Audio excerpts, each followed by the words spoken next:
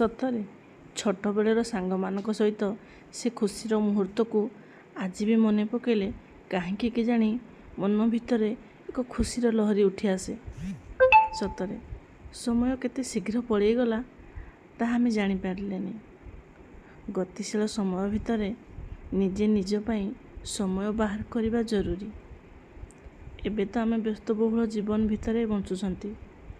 ନିଜ ଘର ପରିବାର ପିଲାଛୁଆଙ୍କ ଭିତରେ ନିଜ ଜଞ୍ଜାଳ ଭିତରେ ସମୟ କେତେବେଳେ ଯେ ଅତିବାହିତ ହୋଇଯାଉଛି ତାହା ଆମେ ଜାଣିପାରୁନାହାନ୍ତି। ତେଣୁ କିଛି ସମୟ ନିଜ ପାଇଁ। ସତ କଥା କହିବାକୁ ଗଲେ ମୁଁ ଟିକେ ସ୍ନେହ ରଙ୍କୁଣୀଟା।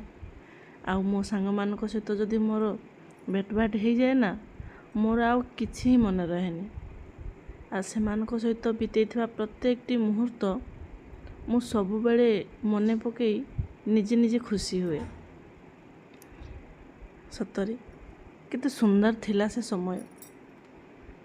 ଏଇ ସାଙ୍ଗମାନଙ୍କ ସହିତ କେତେ ଯେ ଝଗଡ଼ା ହେଇ ସମୟ କଟୁଥିଲା।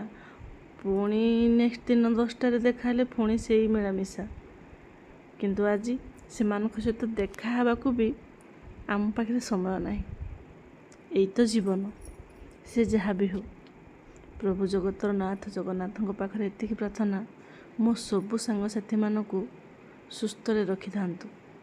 ସେମାନେ ନିଜ ନିଜର ସଂସାରକୁ ନେଇ ଖୁସିରେ ରୁହନ୍ତୁ।